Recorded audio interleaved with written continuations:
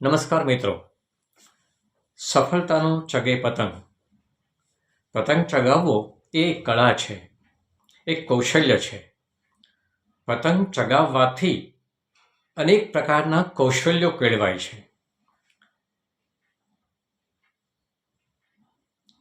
જ્યારે તમારી પાસે સારી પતંગ, બેલેન્સ પતંગ, સારી દોરી અને ફિરકી હોય, એ માત્ર સંસાધનો છે, પણ એનાથી પતંગ ચગતો નથી.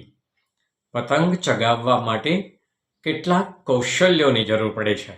અહીંયા આવી કેટલીક વાતો કરવી છે. જ્યારે કોઈ પતંગ ચગાવે છે ત્યારે કેટલી વસ્તુ યાદ રાખી લેવી જોઈએ કે પતંગ હંમેશા સામા પવને જ ચડે છે. આ વસ્તુ ખૂબ યાદ રાખવા જેવી છે. બીજું કે પતંગ ચગાવતી વખતે એક પવનની લહેરખી આવે અને પતંગ ચગી જાય એ શક્ય છે, પણ તેને સ્થિર રાખવો, લાંબો સમય ઊંચે પહોંચાડવો એ થોડું અઘરું છે. આવું કરવા માટે આપણે જ્યાં રહીએ છીએ તે ઘર, મકાનની અગાસીમાંથી કદાચ પતંગ ન ઉડે. એની આસપાસના વૃક્ષો, ઊંચી ઇમારતો, ઇલેક્ટ્રિક્સના તાર વગેરે આપણને નડે. પણ આપણે આપણો આ કમ્ફર્ટ ઝોન આપણા ઘરની અગાસી છોડવા તૈયાર નથી હોતા. જો પતંગને ખૂબ ઊંચે સ્થિર પહોંચાડવો હોય તો આપણે આપણું કમ્ફર્ટ ઝોન છોડવું પડશે. ચોથું, પતંગ ચગાવતા સમયે કદાચ શરૂઆતમાં ન ઉડે તો એને દોડીને ઉડાડવો પડતો હોય છે. આ દોડીને ઉડાડવો એટલે એક્સ્ટ્રા અફર્ટ મૂકવા પડતા હોય છે. કોઈ પણ કાર્યની સફળતા મેળવવા માટે શરૂઆતમાં એક્સ્ટ્રા અફર્ટ્સ મૂકવા પડતા હોય છે.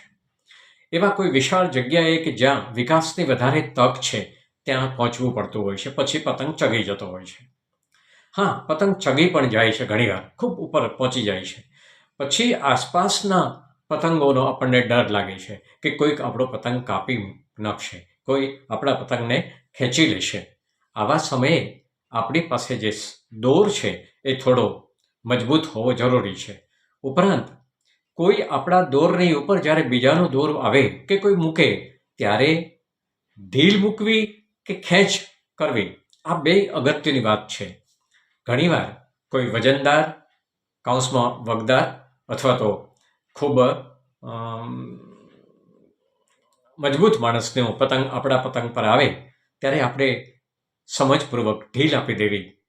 એ નાનપ નહીં સમજતા. આપણા પતંગને બચાવવા માટે આપણે ઘણીવાર ઢીલ પણ આપી દેવી પડે છે. પણ જો શક્ય હોય તો આપણે આપણા પતંગને એટલો ઊંચો ચગાવી દઈએ કે નીચેના પતંગોની દોરી ટૂંકી પડે, તો આપણો પતંગ કપાય નહીં, સ્થિર રહે, લાંબો સમય ટકી શકે. ઉપરાંત પતંગ જ્યારે આપણે ચગાવીએ છીએ ત્યારે કોઈ વાર એ પતંગ ગુલાટ મારતો હોય છે, સ્થિર થતો નથી. આ સ્થિર થવા માટે પતંગની સાથે બાંધેલા કાનેતર મહત્વના છે. આ કાનેતર એ બંધન છે. પતંગ અને દોરની વચ્ચેનો જે સંબંધ છે એ કાનેતર છે. આ કાનેતર જેટલા મજબૂત, જેટલા બેલેન્સ હોય એટલું આપણો સંબંધ લાંબો ટકે છે, પતંગ લાંબો ટકે છે, ઉડે છે અને ચગે છે.